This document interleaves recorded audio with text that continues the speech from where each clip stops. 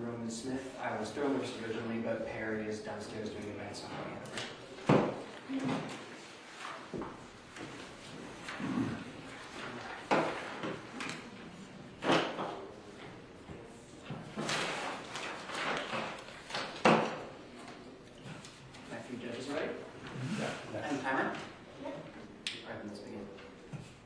It was a dark night in Texas, 2 years before the Civil War.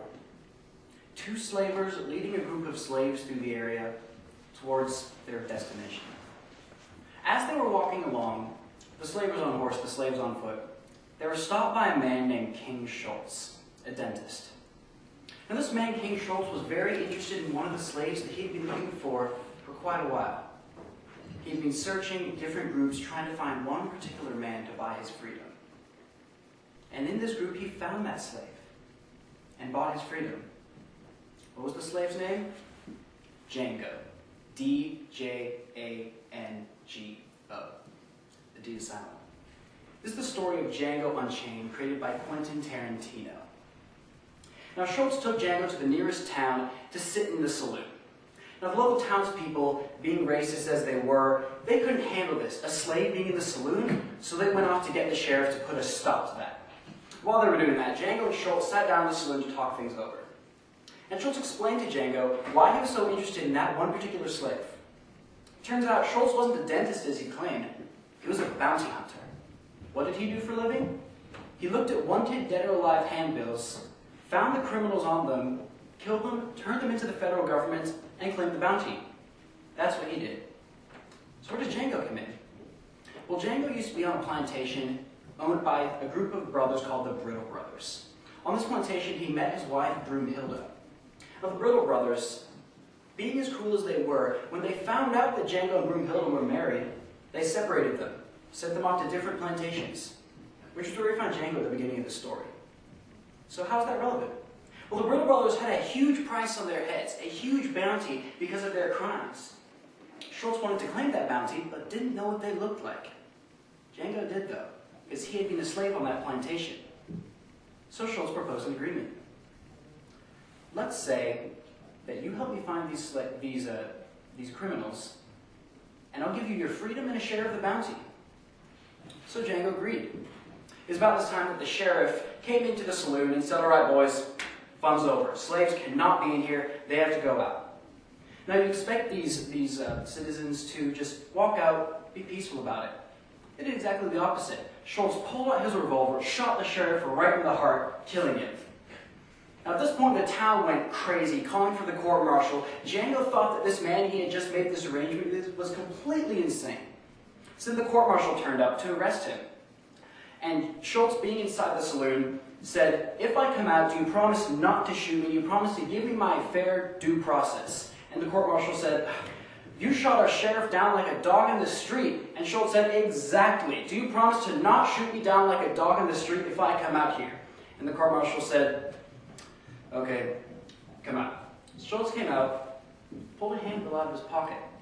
That sheriff was wanted, dead or alive. So when the court-martial tried to arrest him, instead, he ended up owing Schultz $200. After this, they went to find the Brittle Brothers on a plantation, killed them, got the bounty. So Schultz and Django, sitting down with Django's new freedom and his money, discussed what he was going to do next. Schultz asked him, "What are you going to do with this money, with this freedom?" And Django said, simply, he was going to go and purchase the freedom of his wife, wherever she was. Now Schultz was touched by this story, but knowing that because of the racist times, even though Django is now a free man, he wouldn't be able to do it on his own. So Schultz proposed another arrangement. Partner together for the winter, and in the spring, they go together to get Broomhilda. Django agreed. A little bit later, Django did his first bounty. A member of what was called the Smitty Bacall gang. This gang that had done train robberies and such had a large bounty on their heads. So Django killed one of the members as his first bounty. And Schultz told him, "Keep that wanted dead or alive handbill. If you keep the handle of your first bounty, it'll bring you good luck." So Django pocketed it. Remember, that's going to be important later.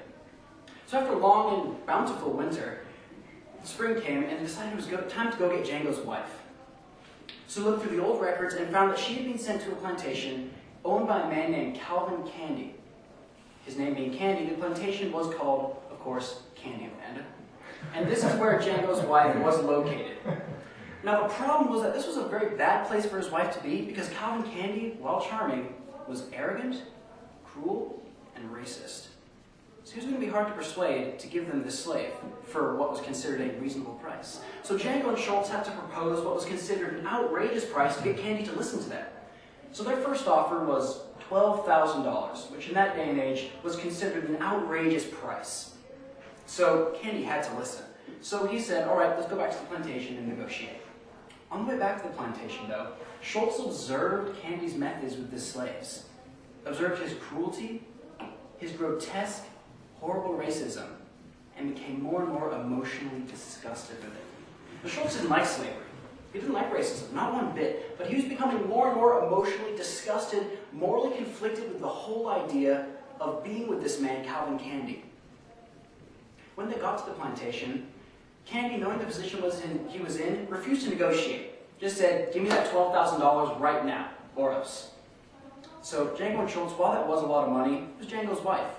So they handed over the $12,000 and bought her freedom. It looked as if it was going to be a happy ending, but Candie had to get the last laugh. Seeing the moral conflict on Schultz's face, he said, this deal is not over, Mr. Schultz, so you shake my hand. That's how we do things around here. Schultz couldn't do it. He could not shake the hand of this man, but he couldn't let Django's wife go either. So what did he do? Walking like up, he was going to shake Candie's hand. He pulled out his revolver, shot him in the heart, starting a huge gunfight in which Candie, being shot in the heart, was killed. Schultz was killed. Django captured, and Brumhilde taken away. At this point, it looked like all hope was lost for Django. He was to be shipped off to a mining company to work until the day he died of old age. Going along the road with a group of slaves and a few slavers, Django didn't give up. He thought of a plan. He pulled that handbill from his first bounty out of his pocket and said to the slavers, this gang, the Smitty Bacall gang, is back at the plantation, laughing their heads off because we let them get away without killing them and claiming the bounty. The slavers didn't know this was false. Django, of course, had personally killed that gang and claimed the bounty, but the slavers didn't know this. So they agreed. And then they did something rather unintelligent. Django asked for a gun to go and kill the members of the gang so that they could all share the bounty. The slavers gave him a gun. I bet you can guess what Django did as soon as he got that gun.